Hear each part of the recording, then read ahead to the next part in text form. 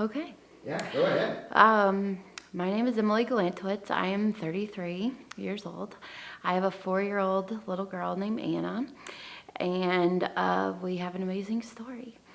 When I was uh, 28, I got married to Anna's dad, and that was in April of '08. And in June of '09, Anna was born. And then I found, I'm really emotional. I found myself getting divorced by, I'm sorry, I was divorced by July of 2010. And Anna was 7 months old when her dad left. And with that painful experience, a beautiful journey began. In those months right afterwards, I was so mad all the time. I was mad at her dad. I was mad at my failure, everything. And I prayed like all the time. I went to divorce care. I went to therapy. I went everywhere. And through all that, I kept hearing people talk of God's love, God's love, God's love. And even though I had gone through church my whole entire life, I really did not understand what that meant at all. And in fact, one night I looked at this lady and I said, well, what is God's love? And she said, well, Emily, if you don't know, you should pray and ask God to show you his love. And so I did. And I was also told to pray to ask for forgiveness for my ex-husband, so I could forgive my ex-husband and, learn to move on with my life. And so I did. I laid in bed one night. It was July. It was storming. And I prayed. And then I kept going on. Well, about 4 months later, I went to bed early one night. And I had a dream that I was standing on a riverbank and I was screaming. I was with all the people who were with me through the divorce. I was with my ex-husband, with his new wife, and I was just screaming at them. I was cussing at them for all the things that they had done to me. And I woke up and I was like sat straight up and my heart was thumping. I was sweating. I was gasping for air. And I looked at the clock and it was midnight. And I was like, okay. So I got up and I made some coffee and I checked my email. And I had a divorce care email. And inside that it said, the hard-hearted lead hard lives and the tender-hearted lead blessed lives. Proverbs 28:14. And with that was this big neon sign that said, let it go. Just set it down and let it go. And that's what I did. I no longer was mad about that. And so that was the answer to my second prayer, that I could forgive him. And so I did. So then I went to church and the pastor challenged us, if you want to know God's love, pray for him to break you. And so I was like, oh, well, I want to do that. So I did. And 2 weeks later, I lost my job. So there I was, a single mom with no job, and I just didn't know what to do. So time went on, and I was unemployed for about 6 months, but then I took a job at a bank. And the bank paid less than I made on unemployment, but I figured at least it was a job. And if I cut everything in my budget down to the bare minimum and moved in with my sister and my nephew and got daycare assistance from the state of Illinois, I could do it. So I did. And it was not easy at all. I think after everything was said and done, I had like $100 left every payday for gas and groceries. And things were just really, really, really, really tight. And so eventually my daycare assistance got taken away.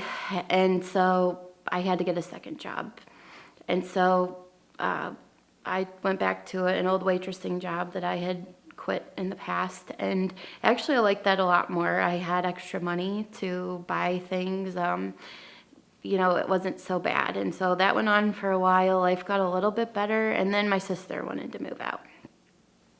And so I, for the first time in my life, was like completely on my own. And I was scared, but I did it. And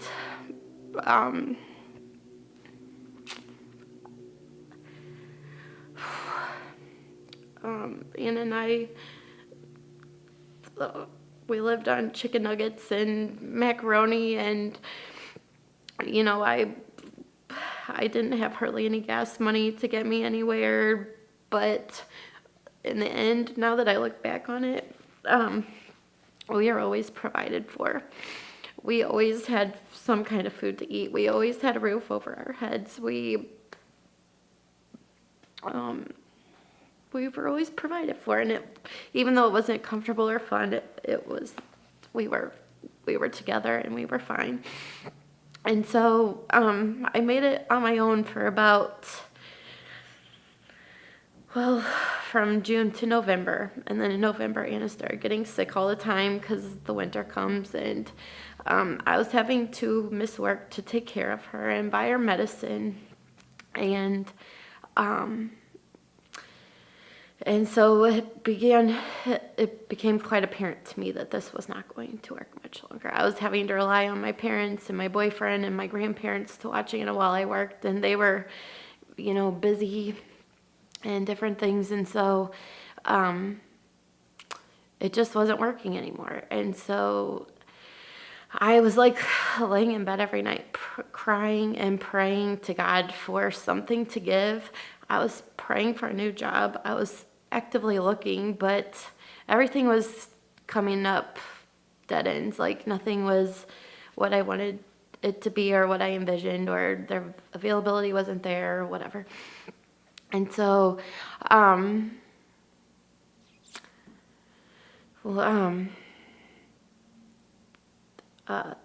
just kept going. I kept trying and never gave up.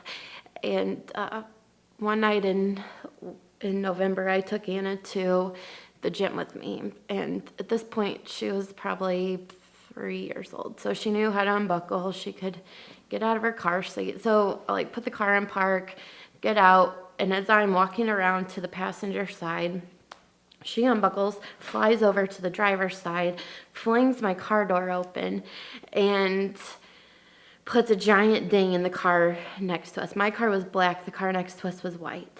And I'm looking at it, and I was like, surely that could not be from my car, surely. No. But then I opened the car, and I was like, yeah, that's my car. And so I'm like, what do I do here? It was a true moral dilemma. I was like, I could drive away and pretend this didn't happen. I could leave a note. I should probably leave a note, but I don't want to leave a note. I can't afford this. I can't afford my insurance going up. And so I sat there for a second, and I was like, I'll just leave a note. So I found a crumbly piece of paper in my glove box, wrote a note, wrote my phone number, and I went into my class. And halfway through my class, I got this really strong urge to go outside and check on it. And so when I did, there was a lady sitting in her car reading the note. And she was like, well, I can't make out your phone number. And so I gave her my phone number again, and I gave her my insurance. And then she left, and that was that. And I called the insurance company, and I told them what happened, and it was all taken care of. And so, like I said before, things got worse with Anna, and I eventually gave up. I called my dad on a Sunday. I said, Dad, I have to move in with you. I can't do this anymore. On Monday, I called my landlord, told her that I was moving out. On Tuesday afternoon, I got a call from the lady whose car I hit. And she said that she was the executive of a company, a local company, and that her assistant just quit, and that she would like to extend the opportunity to me to apply for this job. And I was like, are you And so that was on Tuesday. I faxed her my resume on Wednesday. I was interviewing Wednesday afternoon at 4:30, and by 5 o'clock I had the job. By Friday I had the job, and it paid more than I was making at both of my jobs combined, and then some. And it was a miracle. I think I cried for like days after that happened. I could not believe it. And so that was the answer to my first prayer was that God showed me his love and that he is so good, and that doing the right thing is what life is all about. And it's not about happiness or comfort. It's about making right choices and trusting him to get you to where he wants you to be. And that's all I know. So, That was good. I cried too much. No. I'm